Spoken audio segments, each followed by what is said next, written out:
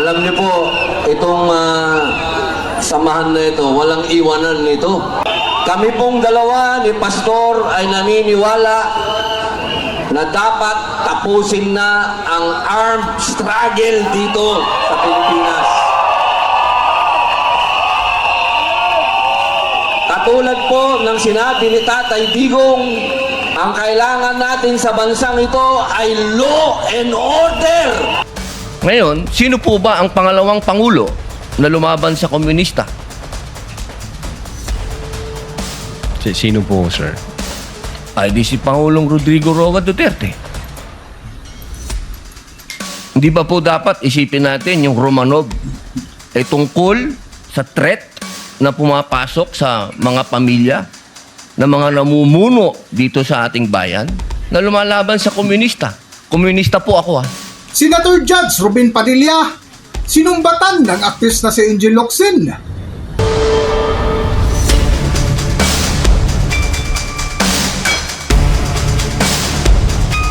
Welcome back to Kaakibat TV. Matapos nga ang mahabang panahong pananahimik, aktris na si Angel Locsin naglabas ng hinanakit laban kay Senator Judge Robin Padilla. Kung matatandaan, isa si Senador Robin Padilla sa pumabor ng pakikibaka ni Pastor Apollo Kibuloy laban sa mga komunista ng ating bansa na suportado ng butihing Senador Judge Robin Padilla. Ang pakikipaglaban ni Pastor Apollo Kibuloy na ang katuwang dito ay ang dating Pangulong Duterte. Alam niyo po, itong samahan na ito, walang iwanan nito.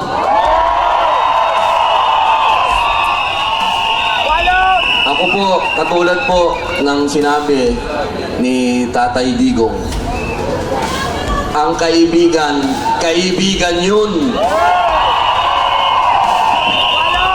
Lalo na kapag kakampi mo pa. Hindi ko po makakalimutan ang ibinigay sa aking suporta, unang-una, ni Pastor Kibuloy.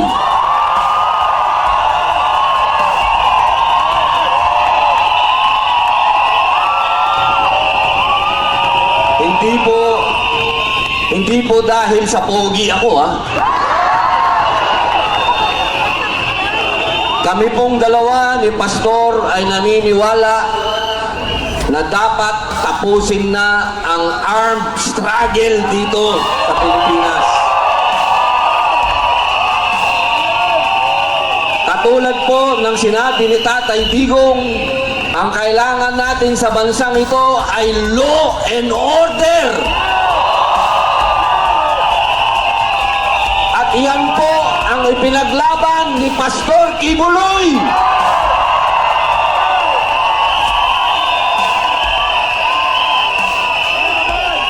At ngayon, sa kanyang pinaglaban, siya po ay dumadaan sa isang pakikibaka na hindi natin siya iiwan.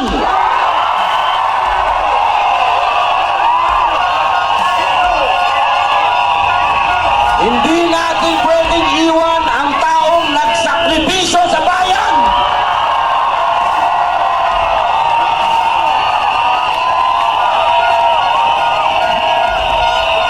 Kaya po, mga mahal kong kababayan, hinihingi ko po na sana huwag natin iwan si Pastor. Maraming salamat po.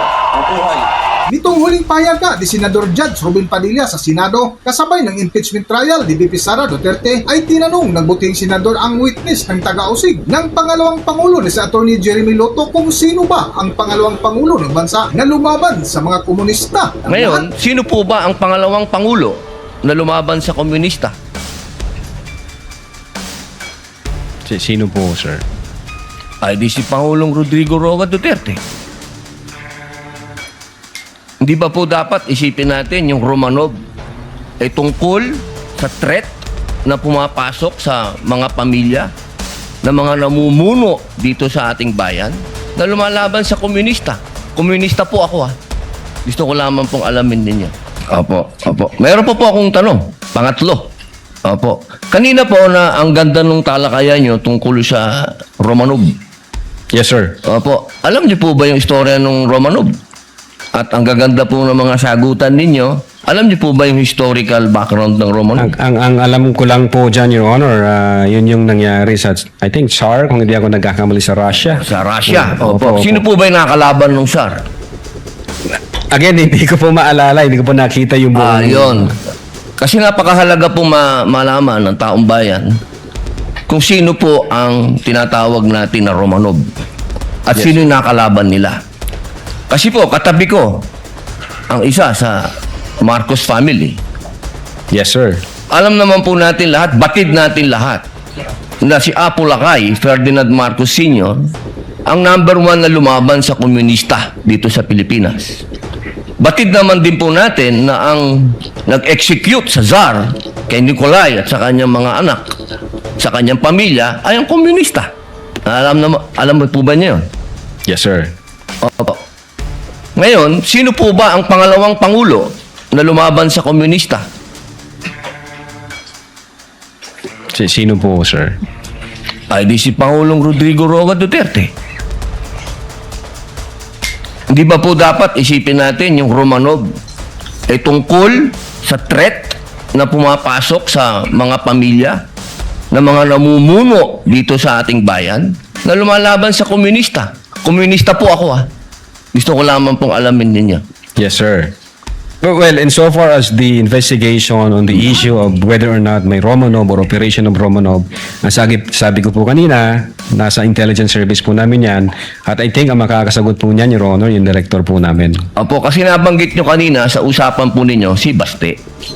Yun po yung... Sinasabi nyo po kasi kanina, sa usapan po ninyo, sa napakagandang usapan, na yung Romanov, hindi na ipapaliwanag kasi kung ano ba yung ugat nun.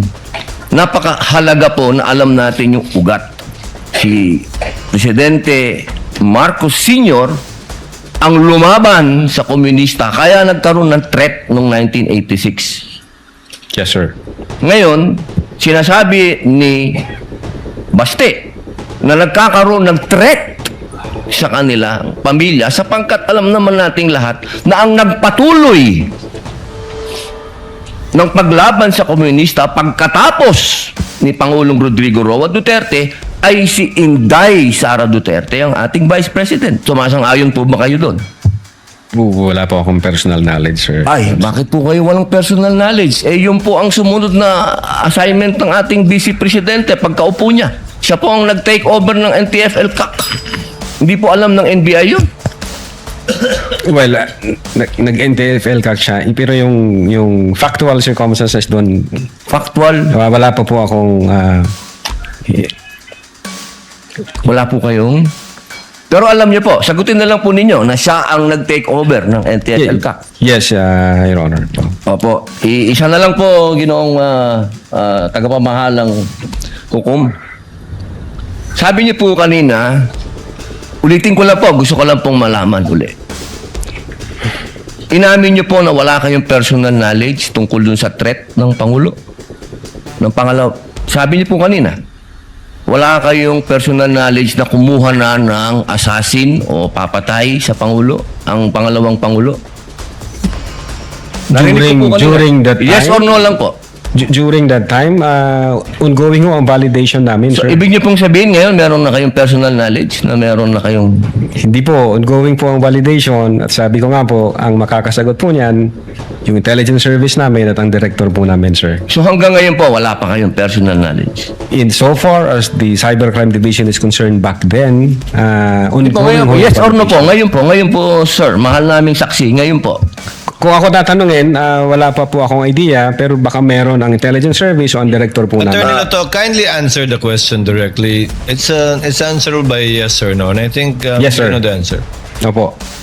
Well, ako personally, wala pa po, sir. Okay. Yun lang po. Maraming salamat po, Thank mahal you. na saksi. Thank you, sir. Thank you, Senator. Ilang oras nga matapos magpahayag si Ruben Padilla sa Senado ay agad naglabas ng pahayag ang aktris na si Angie Locsin na kung saan kinundi na ang buting senador na sabungad nga ng pahayag ni Angie Locsin. Noong mga panahon magkasama tayo, madalas mong itwento yung panahon na namundok ka at nag-armas para ipaglaban ang bayan. Ngunit ang hindi matanggap ng aktris na si Angie Locsin ay ang ipinaglalaban ni Pastor Apollo Kibuloy na isa nga sa tanong ni Angie Locsin kay Senador Robin Padilla. Kung naniniwala ka ba talaga na siya ang appointed son of God? Hindi pa nga dito nagtapos si Angie Locsin na sa dugtong ng kanyang pahayag laban kay Senador Judge Robin Padilla. Isa ka sa pinakamakabalang taong nakilala. Ikaw si Andres Bonifacio. Kaya nakatalungkot pag nakakabasa ako ng stand mo pagdating sa China. Hindi ito ang Robin Padilla na nakilala at hinangaan po. Nasa dulo nga ng pahayag ng aktris na si Angie Locsin ay sinabi nito na Tama na kuya, gising na. Hindi pa huli ang lahat. hanggang dito na lang muna ang ating video at kung nagustuhan nyo, huwag kalimutan mag-subscribe at pindutin nyo na rin ang notification bell para ma-notify kayo sa ating susunod na video. Maraming salamat!